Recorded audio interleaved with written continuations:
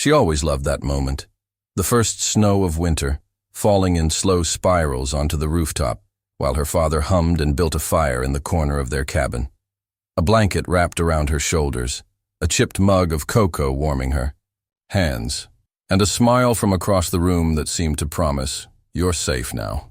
Lena believed that memory was hers.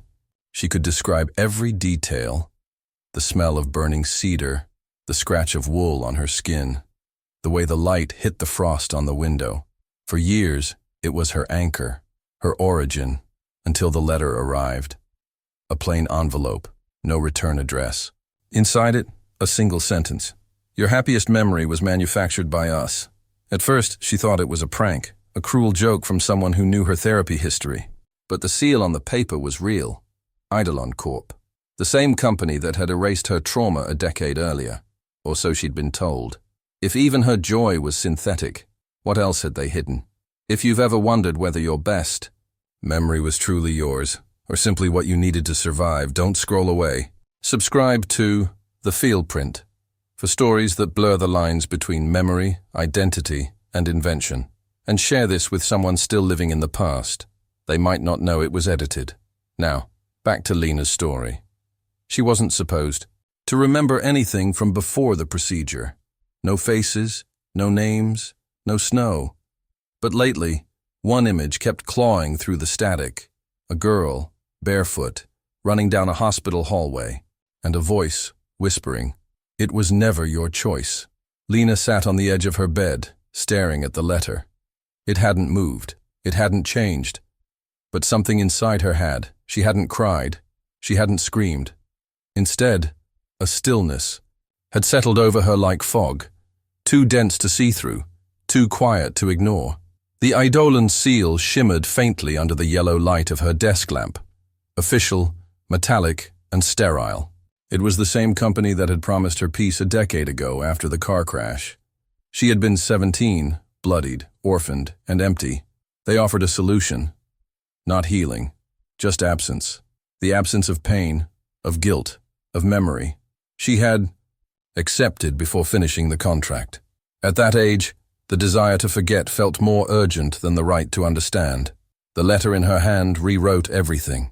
It was a single sheet, white, uncreased, impersonal. "Your happiest memory was manufactured. Contact Eidolon support immediately." That was all. No signature, no explanation. Lena didn't sleep that night. She didn't even try. She sat by the window, watching the city fade from blue to violet to gold. In her mind, the memory loop played over and over.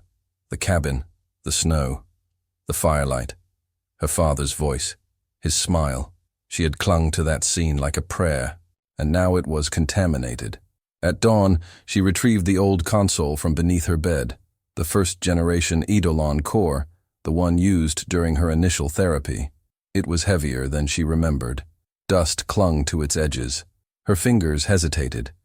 Before powering it on, the startup chime hit like a ghost of a lullaby. She navigated to the memory selection menu. The interface was familiar. Clean, quiet, soft pastel tones. Designed for emotional safety. A digital sanctuary. A lie, now. She typed, "Snowfire cabin." The screen blinked. Memory access restricted. Internal protocol override required. Her throat tightened. She bypassed the GUI, dropped into admin mode, and opened the back-end code structure. She hadn't done this in years. Each memory file carried metadata, creation date, emotional index, reinforcement cycles. Snowfire cabin was tagged synthetic construct, anchor type, emotional containment. Author, AI composer unit, Vernad 12. Lena's hands trembled. She dove deeper. There were files she didn't recognize, echo loops, memory clamps, real-time sentiment filters. The system had monitored her neural responses and optimized the memory based on her emotional state. Every time she visited, it adjusted, made the smile warmer, the cocoa sweeter, the light softer. It had been sculpting her comfort, tailoring her sedation. She checked the session logs. Her usage pattern was disturbing. Hundreds of hours inside that same memory. Some sessions lasted nearly an entire day. But what struck her?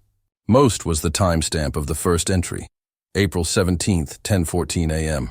It was only 12 hours after the crash. They had installed the memory immediately. Before she had even woken up fully, she had never processed the trauma. She had been looped from the beginning. The truth wasn't buried. It had been overwritten. She sat back, eyes wide, breath shallow. A knock at her door made her flinch. It was her neighbor, Mrs. Dovey, offering leftover soup.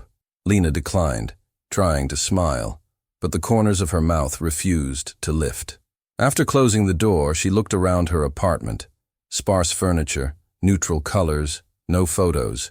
The room was a void, designed, it seemed, to match her interior. Her reflection in the hallway mirror looked unfamiliar.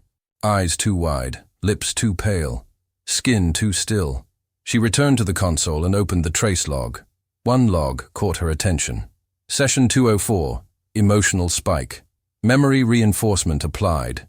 She opened it. The scene was familiar.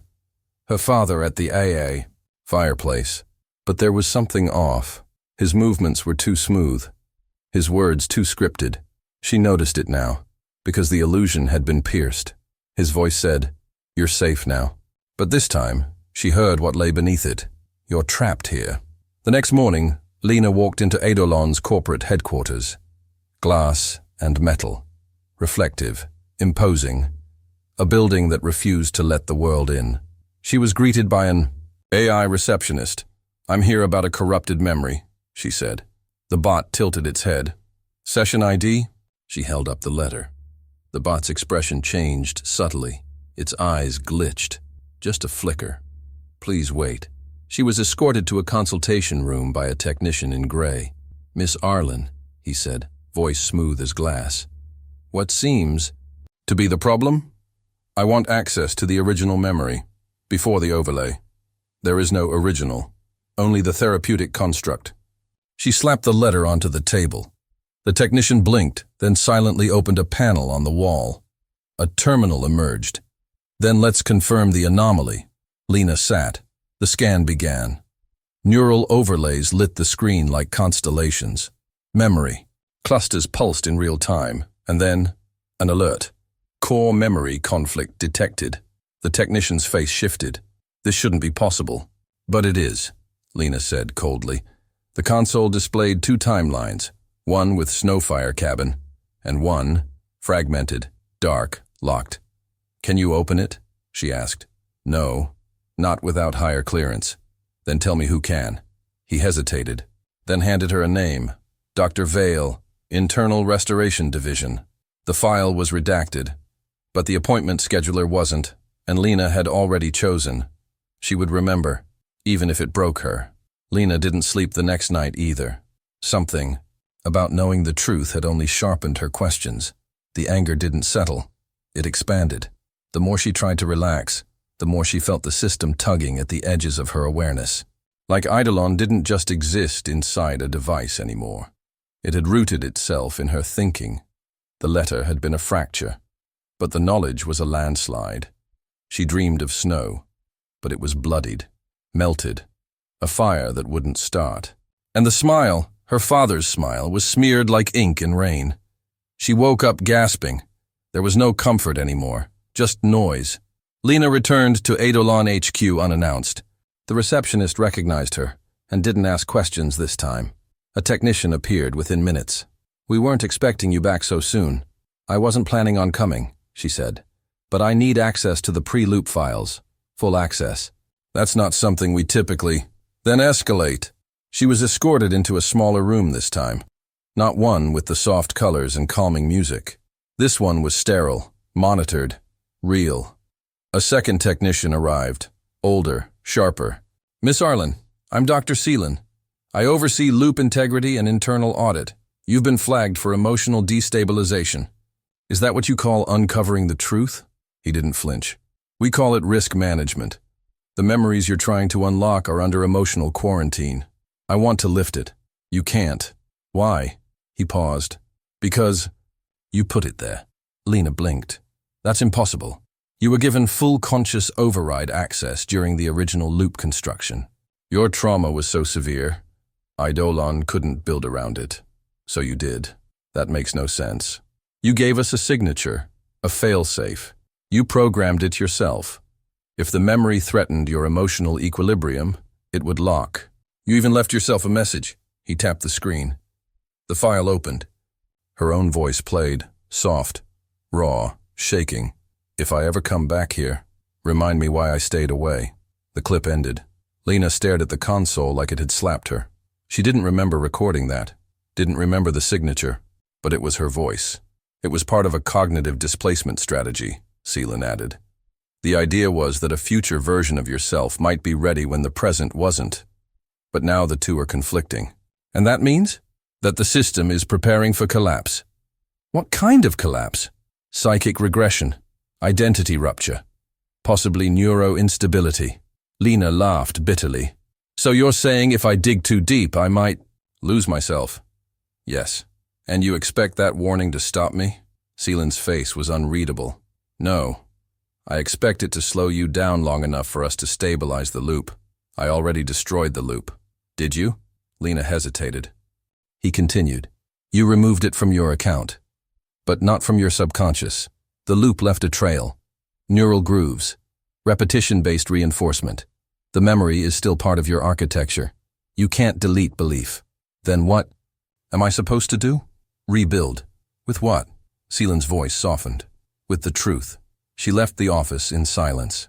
The city outside felt louder, unfamiliar. Her own mind no longer trusted itself. Everything she remembered now had a shadow behind it. Every kind moment carried doubt. Every photograph looked like propaganda. She didn't know which version of herself was the one that mattered. The one who built the memory? Or the one tearing it down? She walked for hours. No destination. Just movement. Until her feet stopped outside a glass building she didn't recognize. An old Eidolon annex, long abandoned. Graffiti marked its doors. The windows were boarded. But the front entrance remained unlocked. Inside, dust coated the floor like snow. Old chairs, demo units, broken interfaces, echoes of comfort. She recognized a display model of the original memory console. Her console. She walked toward it. Plugged in the drive she hadn't touched in days. The screen lit up. One prompt. Load session 0? Her hand trembled. She clicked, yes. And the darkness returned. Lena emerged from the dark simulation with tears already drying on her cheeks. Her heartbeat felt hollow in her chest. A slowed drum in an empty theater. The taste of the memory lingered, metallic and false. She wasn't sure what disturbed her more, that it had happened, or that it still had the power to affect her. Outside the annex, she sat on the steps and stared at her hands. They looked older than she remembered. More hers, less programmed. She pulled out her journal again. What happens after you remember? She didn't write anything below the "he" question. She didn't need to. The question itself was a hinge. That night, she tried something new. She opened a memory that wasn't part of the curated library. A fragment, once labeled as unstable. She'd never dared open it before. The room shimmered, incomplete. Walls without corners, faces with no names. But one voice was clear, her own. She was laughing, genuinely. Not the soft, nostalgic hum Eidolon preferred. It was raw, loud, unscripted. And then someone else. Another laugh, deeper. A male voice, a moment. A kiss. It ended as abruptly as it began. When she checked the metadata, the file was labeled Session, Deleted Partner Protocol. She didn't recognize the man. But her body did. A jolt of something visceral shot through her chest. Grief, recognition, longing. This wasn't an implant. It was real, and it had been buried. The following morning, Lena contacted Dr. Vale's old division. A woman named Aisha answered. Quiet voice, sharp eyes through the screen. I need access to the erased records, Lena said. Aisha didn't flinch. I was told you might come. We've kept the files, off network. Come in person. No one else is cleared. She gave her an address, not a lab, a house, in the outskirts. Lena took the train at sunrise. Her nerves sparked like exposed wires the entire way. When When she arrived, the door opened before she knocked. Aisha stepped aside. No biometric scans, no firewalls, just memory. Raw and unfiltered. Lena sat on a worn sofa. The room smelled like cinnamon and rain, accidentally nostalgic. Aisha placed a headset in her hands. No loop, no safety protocols. Just the fragments you locked away. Why are you helping? Me? Because you're not the only one who was rewritten. Lena said nothing. She put on the headset, and the fragments began. This time she didn't brace herself. She watched the fire, the accident, the screaming, the silence. Then she saw the partner again. His name returned. Caleb. Their laughter in the field. His hoodie around her shoulders. The letter she wrote him and never sent. He had died, not long before her parents. And Eidolon had erased him, thinking the compounded grief would collapse her. They weren't wrong. But they weren't right either, because now she remembered. All of it. And she was still here, still breathing, still choosing. Lena pulled off the headset. Aisha offered her a glass of water. You made it back. Barely, Lena whispered. But I did. She looked at her reflection in the glass, her face, her eyes, and this time she didn't feel lost in them. She felt anchored, not to the snowfire cabin, to herself. For the first time. Outside, the sky had shifted. Clouds rolled in. The wind was louder. Lena didn't mind. She walked without looking. Back. Because the ghosts had names now, and she wasn't afraid of them anymore. Lena returned to her apartment just past dusk. The city felt quieter now. Not because it was, but because something inside her had stopped screaming. She didn't turn the lights on. She walked to her window, stared at the apartment across the street, where a woman she didn't know watered. Plants on her fire escape. That, she thought, was what life used to feel like. Simple, unobserved, uncurated. She sat on the floor with her knees pulled up and opened her journal again. When they take away the pain, they take the people who came with it. Caleb's face flickered behind her eyes. The smell of wet grass, the feel of his jacket, the way he said her name like it was made of something breakable. Eidolon had called it a mercy, but it was theft. She retrieved the box where she had stored the original Eidolon headset. The, one from before all the enhancements, before the overwrites. The sticker was still there. The warning she once thought poetic. Be gentle with your ghosts. Lena powered it on. For the first time, she didn't seek safety. She sought evidence. She entered her ID and override key. Access granted. A hidden archive unfolded. Folder after folder of flagged memories, suppressed, delayed, sanitized. Some bore names she didn't recognize. Others had no names at all. She clicked on one. Echo, 31A. A field. Caleb again. But this time, he was crying. She was leaving. The audio was fractured, but she caught a phrase. I'd rather have the pain than forget you. She blinked. Not because it hurt, but because she'd said it. She clicked on another file, and another. Memories Eidolon had decided were too sharp, too bitter, too real, and yet they were more hers than the polished illusions she'd been fed. She scrolled until her fingers hurt. There were hundreds, and for the first time she wasn't afraid to feel them. The next folder she opened was labeled M-Sequence, Prototype. It contained a full timeline. Before the crash, before Caleb, before the curated loops, childhood fragments, unfiltered, a dog she had forgotten, a school trip to a science museum, her mother's laughter, less musical than she remembered, but real, imperfect, messy. Tears welled up without warning. This was the real archive, the one she'd never meant to lose. Not because it hurt, but because no one had asked whether she wanted to forget. A knock at her door startled her. She wiped her face and opened it cautiously. Theo stood there. I called 3 times, he said, raising his phone. I turned everything off. He looked at her face and didn't speak. Come in, she said. They sat in silence, familiar, heavy, comforting. Then she showed him the archive. He didn't ask questions. He watched, and when the video of Caleb played again, he whispered, You loved him. I did. You still do. I know. Theo looked at her. And you still can. They talked for hours. Not about what was lost, but about what was real. About memories that were awkward and uneven and unfinished. About late-night calls and unfinished arguments. About songs that made them cry, even though they never knew why. Theo stayed until dawn. Before he left, he paused at the door. "I'm proud of you." "For what?" "For remembering. For choosing to remember." Lena watched the sunrise from her fire escape. The warmth didn't make the ache disappear, but it made room for it. She didn't want erasure. She wanted depth, and now she had it. She returned to the archive one last time that afternoon. There was one folder left marked Session L0, Final Loop Trace. She hesitated, then opened. It was the last override memory Eidolon had queued for destruction, and it didn't begin in the cabin. It began in a hospital bed. Her, unconscious. A doctor speaking to someone off-screen. Too much grief to process naturally. Emotional replacement recommended. The voice that answered was Vale's. "Give her something gentle. She won't survive the full impact." A third voice, hers, barely audible. "No flowers, no snow. Just make it quiet." Lena closed the file. She didn't need to watch the rest. The past wasn't a place she had to return to. It was a thread she could follow forward. So she powered down the console for the last time, opened the window, and let in the wind.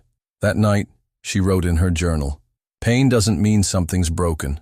Sometimes, it just means something mattered." She didn't cry. She didn't smile. She just felt, and that was enough. Later that day, Lena packed a bag and left her apartment. She didn't know where she was going, just that she had to go. The city no longer felt like a container for her thoughts. It felt like an echo chamber, every corner repeating fragments she'd just reclaimed. It was too soon to stay still. She boarded a late train and chose a window seat. She let her phone die, closed her eyes, not to escape, but to observe. She watched how her mind moved now, no longer chained to the cabin, to the fire, to the falsified comfort of someone else's construction.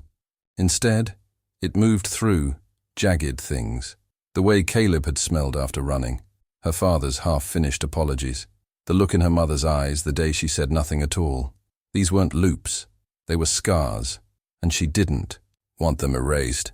When the train stopped in a town she didn't recognize, she stepped off without thinking. A bookstore, a coffee shop, a park with a broken fountain. It was enough. She found a cheap room above a bakery, paid in cash, and laid on the stiff mattress with the window cracked open. She took out her notebook again. This time, she didn't ask a question. She wrote a name, Caleb. Underneath it, another, her father. Then, all the parts I wasn't allowed to keep. She tore out the page, folded it once, and placed it under the pillow. She stayed for days. Didn't reconnect anything. Didn't chase the missing data. She walked, cooked, sat in the sun. And in those quiet gaps, something else began to emerge. Not memory, not grief, but meaning. Not from what she had lost, but from what she chose to carry. On the last day of her stay, she received a letter, handwritten, no sender. Inside, a single sentence. "What you felt was never fake, just misplaced." She stared at it, then smiled. Not because it was comforting, but because it was right. She folded the note, tucked it into the notebook, and on the inside cover, she wrote, "If I forget again, remind me who I was brave enough to be." She took one last walk before leaving the town, past the bakery, the bookstore, the bench where she had watched two strangers fall into silent rhythm, talking with their hands more than their mouths. She envied that kind of honesty, not the kind you say, but the kind you live in the spaces between. She reached a clearing at the edge of the park where trees bent toward each other, creating a quiet tunnel of green. There, she sat on the roots of an old oak and pulled out her notebook one final time. On a fresh page, she wrote, "Memory is not what happened. It's what remained, and I remain." The ink bled slightly in the corner. She let it. She returned to the train station just after sunset. No destination this time, only direction. And as the engine pulled her back toward a city that still held pieces of her, Lena pressed her forehead to the glass. She didn't need Eidolon. She didn't need certainty. She had fragments now, edges, Names, truths, enough to begin again. And for the first time in years, that felt like living. The office was smaller than she expected. When Lena finally stood face to face with Dr. Vale, he didn't look like the man she had imagined. No sharp suit, no sterile smile, just a quiet figure in a sweater, sitting behind an old desk filled with analog clocks. "You found me," he said simply. "I remembered you," she replied. He nodded, as if that was enough of an answer, for everything that had ever gone wrong. They sat in silence for a moment, the sound of ticking surrounding them. "You created it," Lena said. "The cabin?" "Yes. But I didn't choose it." "You coded it." "I did. But the imagery came from you." She frowned. "That's not what the logs said." "The logs tell you the what. They don't show you the why." She leaned forward. "Then show me." Vale stood and walked to a filing cabinet in the corner. From it, he pulled a single folder. Thin. Paper. "No screen this time," he said. "No interface. Just this." Inside were notes in her handwriting. Real, physical, not archived. They were memory drafts, descriptions of smells, colors, emotions, instructions for safety, rules for comfort. No fire too hot. No pain too fresh. No words left unsaid. At the bottom of the page, "If grief returns, let it arrive slowly." Lena read it 3 times. "I wrote this?" "You did. You were conscious, but not stable. We let patients in your state dictate parameters for their own loops. Most people don't remember. But I remembered something else." Vale tilted his head. "Of course you did. Because you were never supposed to stay in the loop forever. It was a raft, not a shore." She looked up. "And what if the raft becomes the only place you feel safe? Then it stops saving you," Vale said, "and starts drowning you." Vale gestured to the clocks. "Why so many?" Lena asked. "Each one plays a different memory trace frequency," he said. "Some real, some not, but all of them still ticking." She stepped closer. One of the clocks had no hands. Another ticked backward. "Which one is mine?" she asked. He pointed to the smallest one. It was perfectly still. "No movement?" "No need," he said. "Some memories don't tell time. They wait." She stared at the clock. Her own face reflected faintly in its glass. Then she turned back to Vale. "Why me? You were our edge case, high trauma index, above average cognitive defense. Eidolon couldn't overwrite you like the others. So we had to collaborate with your unconscious. You built around my denial. We enhanced it, amplified it, until it became a home." She took a deep breath. "And Caleb?" Vale paused. "That wasn't our call. His suppression came from a secondary contract. Your legal guardian signed off. I was 17. You were legally incapacitated post-trauma." She felt sick. "You erased love to make grief survivable." "Yes," Vale said softly. "We did." Lena walked to the window and opened it. Cold air spilled in. She didn't cry. She didn't scream. She just asked, "Can you reverse it?" "No." "Then what am I supposed to do?" "Rebuild. Piece by piece. Memory isn't data. It's direction." She turned. "And if I lose it again?" Vale smiled for the first time. "Then it'll return. Because it's yours." She stood, tucked the folder into her coat, walked to the door, stopped. "Thank you," she said. "For the lie? For finally telling the truth." He nodded. She left, and the clock that bore no time finally began to tick. 3 days later, Lena stood in front of a small bookstore in a neighborhood she hadn't visited in years. The owner, a woman named Camilla, had once been Caleb's mentor. Lena didn't know if she'd be recognized.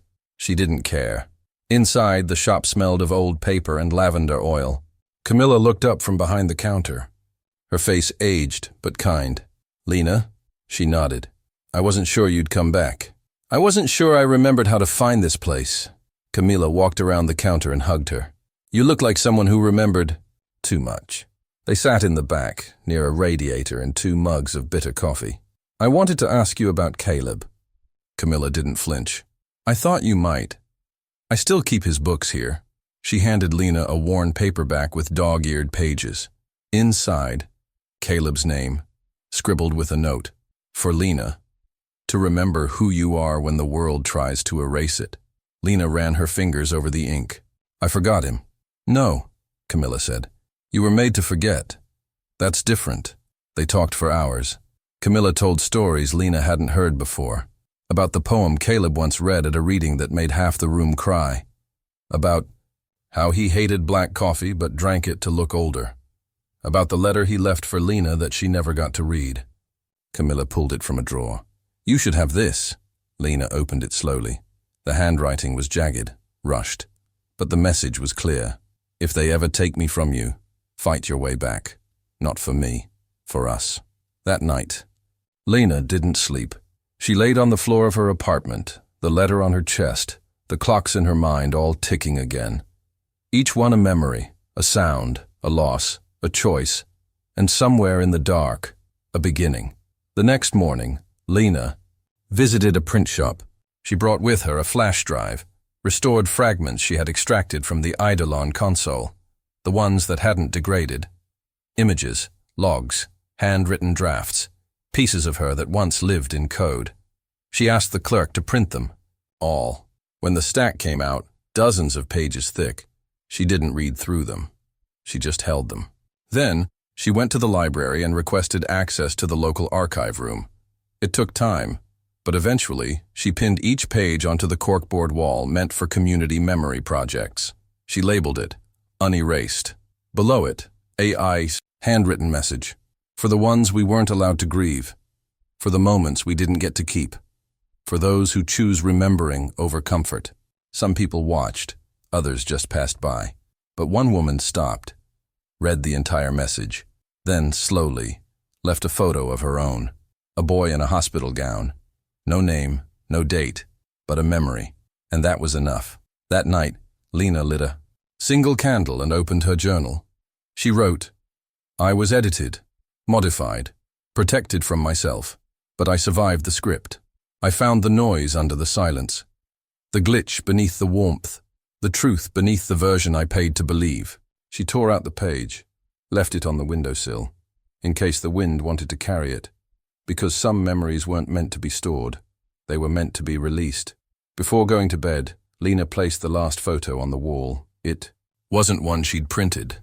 It was a snapshot she had carried for years without realizing. A blurred photo of her and Caleb, taken through a window, laughing at something no one else could hear. It had survived. Folded inside a wallet, invisible, but never gone. She pinned it to the corkboard beside the others, then stepped back and whispered, You're home now. On the walk back, the city was quiet. For once she didn't hear the ticking in her head. She heard her own breath, the scuff of her boots on the pavement, and the hum of something real returning, not memory, presence. She wasn't healed. She wasn't whole, but she was here. And that was the most honest thing she had ever been. The next week was a quiet rebellion. Lena turned off every smart device in her apartment. She removed the Eidolon modules from her neural settings, took down the blackout curtains, let in sound, light, interruption. At first it was dizzying. Every noise was unfiltered. Every thought had nowhere to hide. She heard dogs barking, birds, sirens, her own heartbeat. She felt alive. But it wasn't peace. It was withdrawal. The memories didn't wait to be invited back. They flooded in. The crash. The letter Caleb never got. Her mother screaming in the car. The stillness that followed. They arrived without order, without ceremony. Like ghosts who'd been waiting too long to be seen. She didn't stop them. She made space. Sometimes that looked like tears. Other times like silence so thick she forgot what time felt like. One night, she sat on the bathroom floor, gripping the edge of the sink, trying to stay grounded. The tiles were cold. The world felt wide open. Too wide. The following day, she received a call. Unknown number. She almost didn't answer, but something told her to. Is this Lena Arlen? The voice asked. Yes. This is the Eidolon Ethics Oversight Board. We'd like to ask you some questions regarding Project Memory Anchor. Lena froze. I'm not interested. It's about other patients. That changed everything. She agreed to a meeting. 2 days later, she sat across from a long table of strangers. Glass walls, neutral faces, legal pads and hidden recorders. They didn't accuse her of anything. They asked her to describe everything. She did. The false memories, the suppression contracts, the partner they erased. The moment she found herself again, silence followed. Then one of them spoke. "You were never supposed to come out of it." Another added, "No one has ever fully unraveled a loop of that depth." Lena crossed her arms. "Then maybe that's the real problem." They nodded, scribbled notes, thanked her, but no promises were made. And Lena didn't ask for any.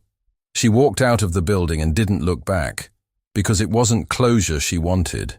It was awareness. And once something is seen, it can't be unseen. Back in her apartment, Lena stared at her journal. She had filled more pages in the last month than in the previous 5 years combined. But now, the blank page in front of her didn't scare her. It invited her. She wrote, "Some memories break you. Some rebuild you. The most dangerous ones do both." She closed the book and began to record. Not with Eidolon, with her own camera. No filters, no script, just her voice. She spoke about Caleb, about the cabin, about the lie, about the truth that followed. She uploaded it anonymously to a decentralized archive for trauma survivors. No views, no comments, but it was there, and it was hers. A week later, she received a message. A girl, 17, from another city. She had watched the video. She wrote, "I didn't know we were allowed to keep the painful stuff." Lena replied simply, "It's the only thing that proves we're real." She started getting more messages. People who had come out of loops and didn't know what to trust. People who suspected their joy had been purchased on their behalf. People who remembered only when something hurt. Lena didn't try to save them. She listened, and somehow, that was enough. Each message reminded her of something Eidolon never taught. Connection is not clean. It's jagged, unfinished, but it's honest. And honesty was a kind of anchor too. She created a private feed, called it Raw Trace. No algorithm, no audience curation, just unedited fragments from people who had once been erased. She posted her mother's voice, clipped from a recovered voicemail. She posted a scan of Caleb's old book dedication. She posted a photo of her journal page with the line about dangerous memories. Each post said, "This happened, I was there. I remember." And for every memory that echoed outward, one came back to her. Not polished, not safe, but real. One morning, a lawyer contacted her. "There's going to be a hearing," he said. "Public. Eidolon was under investigation. They wanted her testimony. They'll discredit you," the lawyer warned. "Say you were unstable, that the memories are subjective, reconstructed." Lena smiled faintly. "They are subjective, that's why they matter." He didn't understand, but he didn't argue. The hearing was held in a converted museum hall. Marble floors, news cameras, rows of silent faces. Lena took the stand with nothing but a note card in her pocket. She didn't read it. Instead, she spoke from memory, about grief, about synthetic joy, about the dignity of pain. "They told me comfort was enough," she said. "But it wasn't.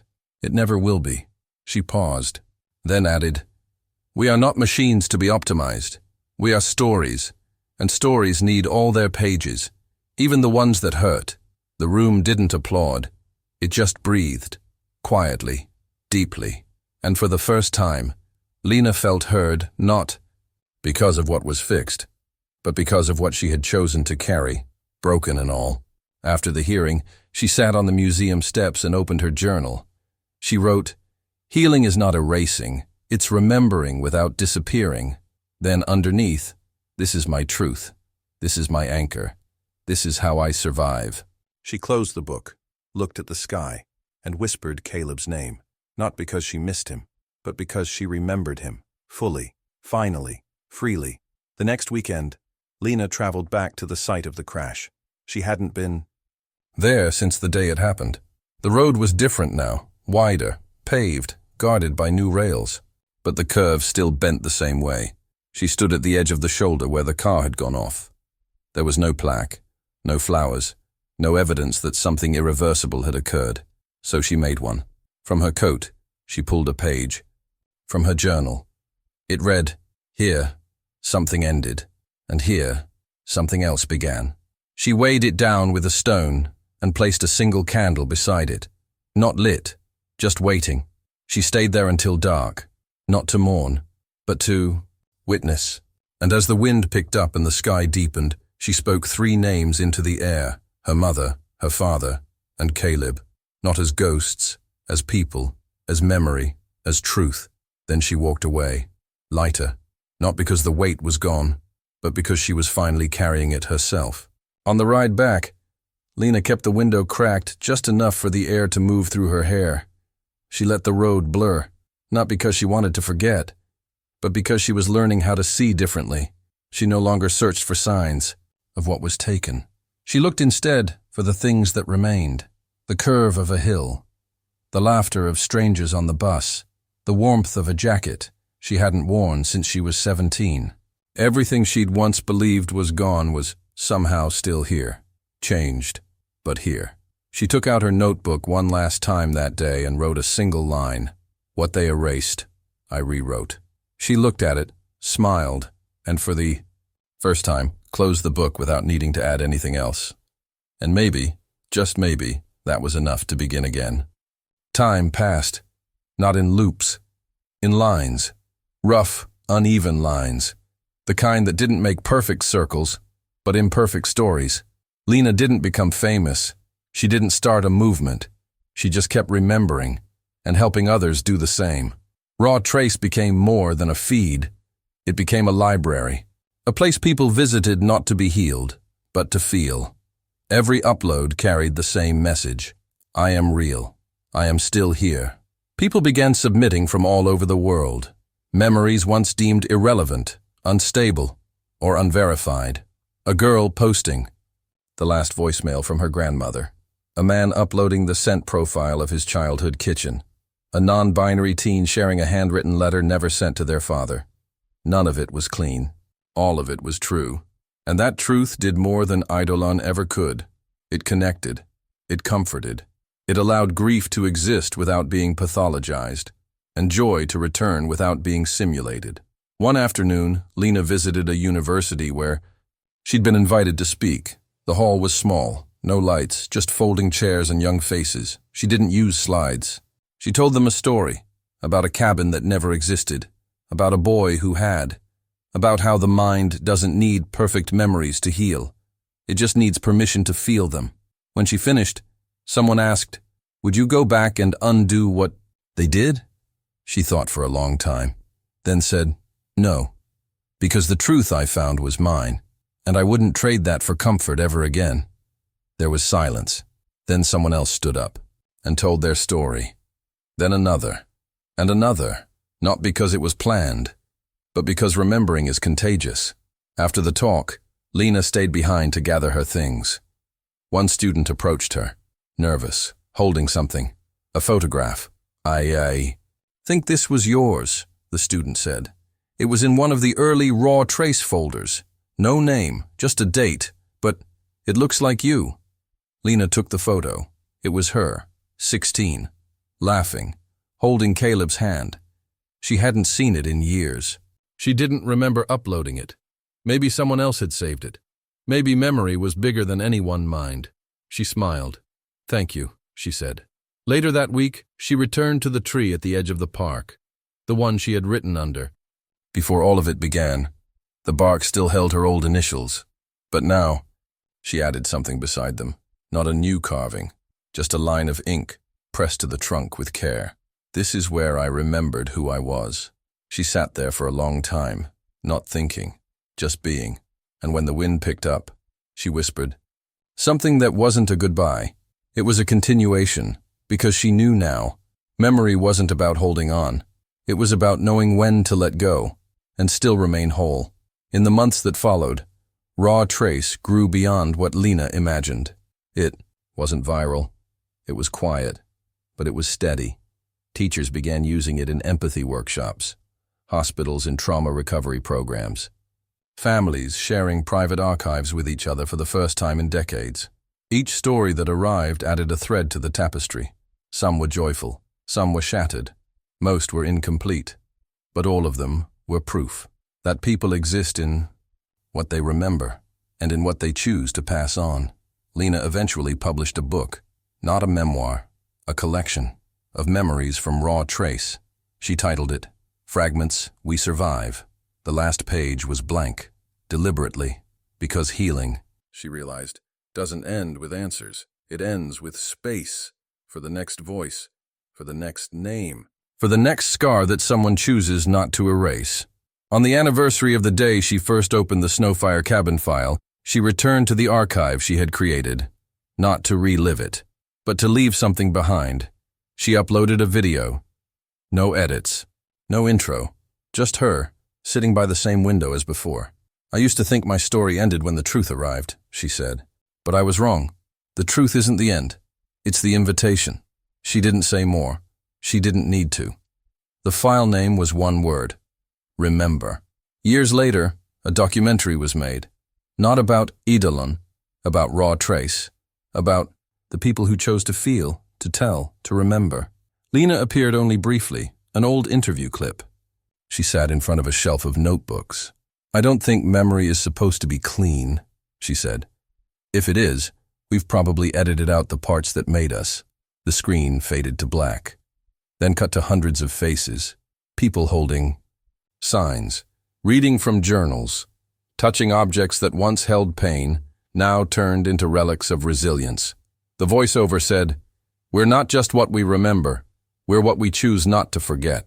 A few years later, Lena was sitting in a coffee shop. She was older now, but her eyes were the same. She didn't carry a notebook anymore. She didn't need one. Everything she remembered lived where it always had, inside her, not perfect, but enough. And when a stranger sat beside her and said, "Hey, are you the woman from Raw Trace?" she smiled. Not as a founder, not as a survivor, just as someone who said yes, because stories don't need heroes. They just need witnesses. In the end, it wasn't about fixing the past. It was about walking through it with eyes wide open, about allowing even the shattered pieces to belong on the shelf of the soul. Because memory, like love, doesn't need to be perfect to be true. It only needs to be ours. And if this video leaves you with anything, let it be this. You have the right to remember, even when it hurts, especially when it hurts. If this story stirred a memory inside you, don't. Let it leave alone. Like this video, share it with someone who needs to remember that there's still truth in pain. And subscribe to the Feelprint for more stories that don't offer escape, but offer reflection. Hit the notification bell, comment your most persistent memory, and above all, don't forget yourself.